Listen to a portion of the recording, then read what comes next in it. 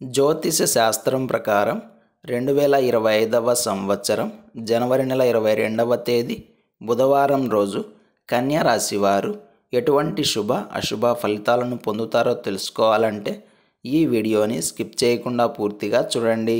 అలాగే తప్పకుండా మా ఛానల్ని సబ్స్క్రైబ్ చేసుకోండి.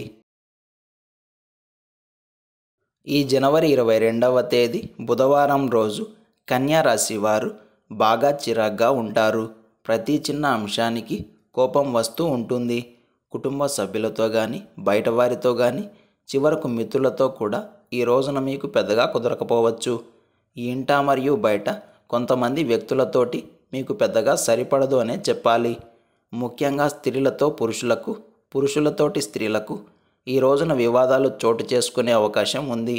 అందుకే ఈ రోజంతా కన్యా రాశి వారు కుటుంబ వ్యవహారాల్లోనూ మరియు ఇతర కీలకమైన వ్యవహారాల్లోనూ చాలా జాగ్రత్తగా ఉండాలి. లేకుంటే నష్టపోయే అవకాశం ఉంది. మాట తీరు విషయంలో జాగ్రత్తలు అవసరం అవుతాయి. ఇష్టం వచ్చినట్టుగా మాట్లాడడం, ఎదుటివారు బాధపడే విధంగా మాట్లాడడం చేయకూడదు. అంతేకాదు, ఎదుటివారికి భయపడి అస్సలు మాట్లాడకుండా ఉన్నా కూడా ప్రమాదమే అవుతుంది.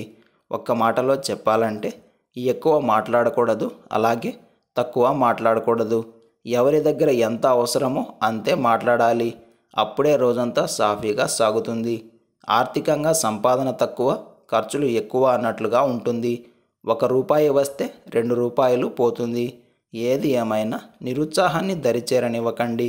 మొత్తం మీద చెప్పాలంటే రోజువారీ సాధారణ కార్యక్రమాలకు మాత్రమే పరిమితం కావడం మంచిది. స్టాక్ మార్కెట్ జోలికి, అలాగే ఈజీ మనీ జోలికి వెళ్తే ఖచ్చితంగా నష్టపోతారు. ఈ బుధవారం రోజు కన్యా రాశి వారు నేరేడు పండు రంగు దుస్తులను ధరించకండి. లక్ష్మీ కవచ స్తోత్రాన్ని పారాయణం చేయండి. ఈ బుధవారం రోజున ఉన్నటువంటి తిథి అష్టమి, నక్షత్రం స్వాతి నక్షత్రం, రాహుకాలం మధ్యాహ్నం 12 గంటల నుండి 1:30 వరకు, యమగండం ఉదయం 7:30 నుండి 9 గంటల వరకు, దుర్ముహూర్తం మధ్యాహ్నం 12:05 నుండి 12:49 వరకు. అలాగే ఈ రోజు యొక్క శుభ సమయాలు ఉదయం 10 గంటల నుండి 10:45 వరకు, తిరిగి మధ్యాహ్నం 2 గంటల నుండి 2:40 వరకు. అలాగే ఈ రోజు యొక్క పంచాంగం ప్రకారం వివాదాలతో కూడుకున్న పనులకు కాలం అనుకూలంగా ఉంది. ప్రయాణాలకు కాస్త దూరంగా ఉండే ప్రయత్నం చేయడం మంచిది.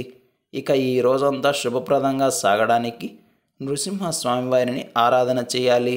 అందుకే ఈరోజు ఉదయం చక్కగా నిద్రలేచి నృసింహ కరావలంబ స్తోత్రం పారాయణం చేసి ఆ తర్వాత దినచర్యను ప్రారంభం చేయండి. అంతా శుభమే కలుగుతుంది.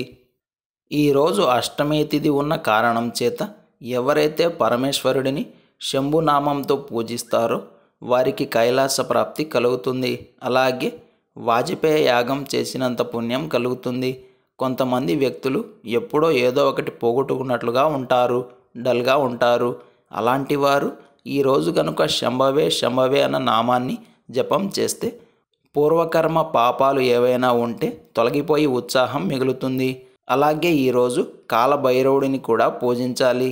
ఎవరైతే కృష్ణపక్షంలో వచ్చే అష్టమి తిథి నాడు కాలభైరవ స్వామిని పూజించి 8 సార్లకు తక్కువ కాకుండా కాలభైరవ అష్టకం పారాయణం చేసి కుక్కకు ఏదైనా ఆహారాన్ని తినిపిస్తారో అలాంటి వారికి పాపాలు ఏమైనా ఉంటే తొలగి కష్టాలు తీరుతాయి.